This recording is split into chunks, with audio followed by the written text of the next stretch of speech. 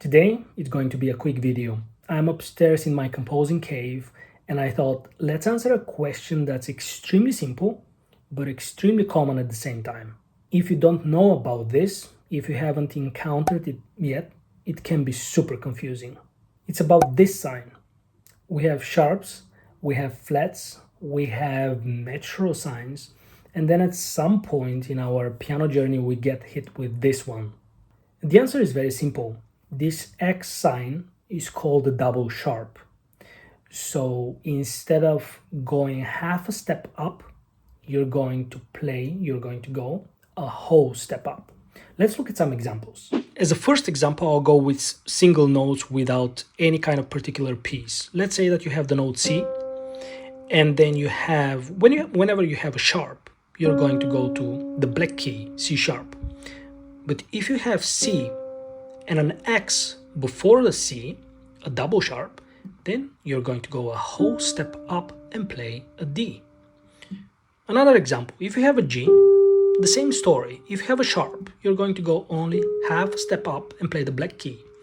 If you have before the G an X or a double sharp, you're going to play, instead of the G, you're going to play one whole step up, so that would be an A. Now let's look at some examples from the Chopin Nocturnes. That's where you get really hit with the double sharp. This is going to be opus 32, number 1. And here we've marked some examples for you. For example, this bar 44. We're going to put it on the screen while I'm playing for you. First of all, don't forget that we have 5 sharps. So that's something to keep in mind, of course, when you're studying the piece. But look, so we have in this bar 44, so you have this A sharp, C sharp, then you have the G sharp is having actually an X before, so that means that we're going to play an A, that's a double sharp, and you have a B sharp. So what happens is, and later in the bar, you get a G sharp. That means that the G is returning half a step lower and you're just having a regular G sharp instead of a double sharp. Once again, here's the double sharp. And here you have a G sharp, a regular G sharp. Now, if you look at another example, that would be this bar. We have, instead of a D, we have a D double sharp. Again, you see, instead of a D, you're playing an E because that's a double sharp. D sharp would be this, and double sharp would be this. Let's look at another example.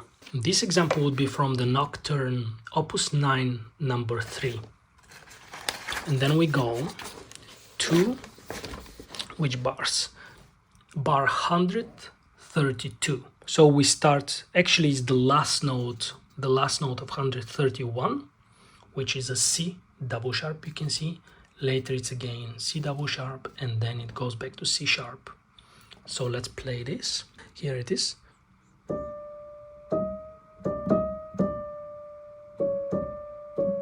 Again, you see, double sharp, the C. We go to D sharp, double sharp again, and then the C is returning to C sharp.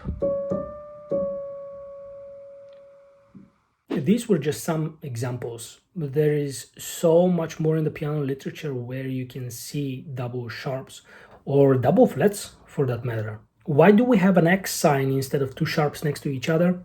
No idea. Perhaps it has to do something with space, that an X sign takes less space than 2 sharps drawn next to each other.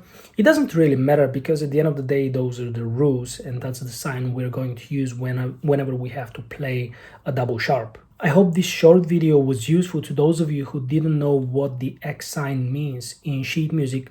And if you have any further question, any further theoretical question or any other question, don't feel embarrassed and just write it down in the comments below. For me, as always, recording this video for you was a great pleasure. Thank you so much for watching. See you in the next one.